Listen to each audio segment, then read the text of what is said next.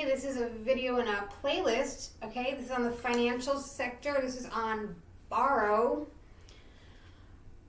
Article 1, Section 8, Clause 2. To borrow money on the credit of the United States.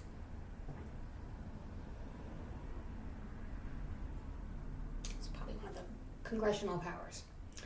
Proverbs 22:7 says, "The wicked borroweth and payeth not again." That's how we know who you are.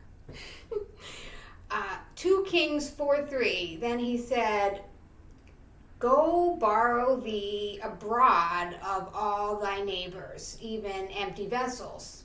Borrow not a few."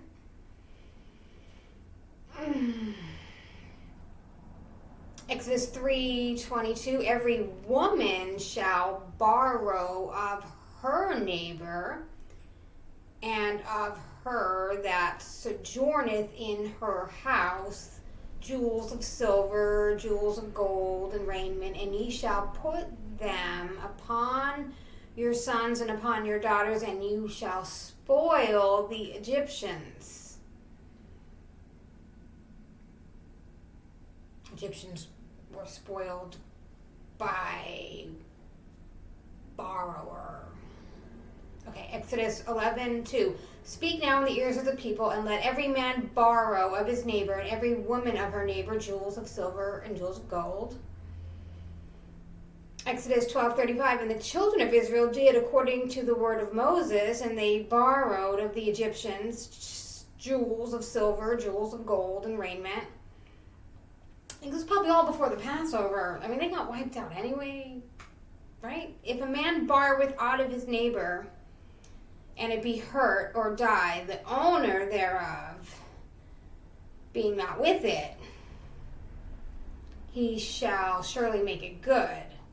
If a man borrow it out of his neighbor, and it be hurt or die." It's probably talking about an animal, Exodus 22:14.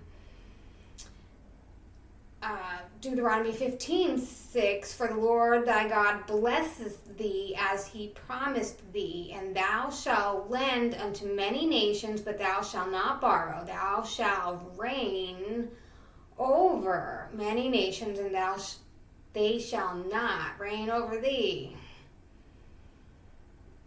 Deuteronomy 28:12, "The Lord shall open unto thee his good treasure, the heaven, to give rain unto the land in his season, and to bless all the work of thy hand, that thou shalt lend unto many nations, and thou shalt not borrow."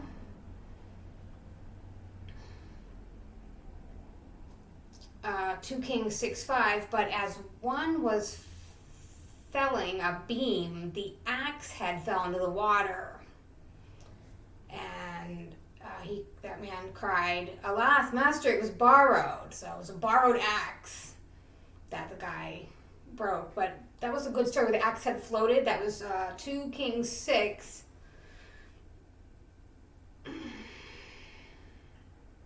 Nehemiah 5:4, "There were also people that said, we borrowed money for the king's tribute, that upon our lands and vineyards."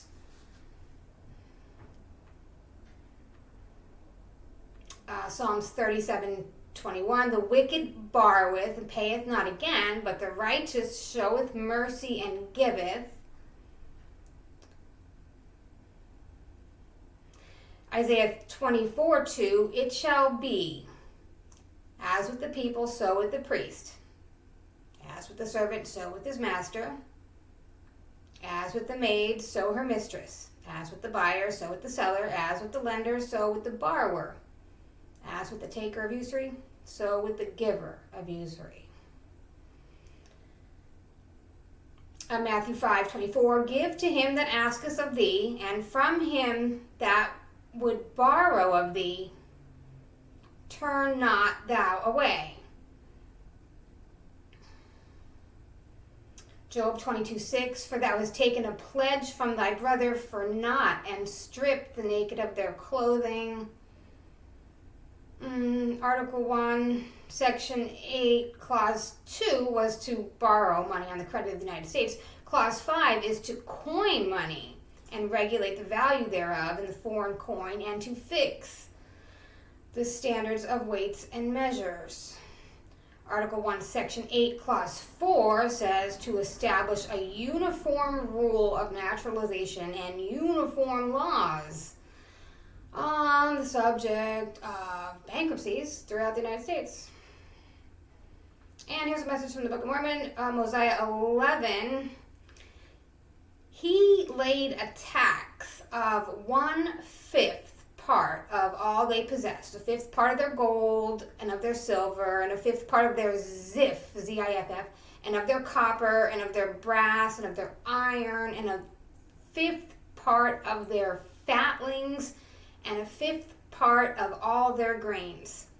And all this did he take to support himself and his wives and his concubines and his priests and their wives and their concubines, for thus he had changed the affairs of the kingdom. So he put down all the priests that had been consecrated by his father and consecrated new ones in their stead, such as were lifted up in the pride of their hearts. Yeah, and thus they were supported in their laziness and in their idolatry and in their whoredoms by the taxes which King Noah had put on the people. Thus did the people labor exceedingly to support iniquity.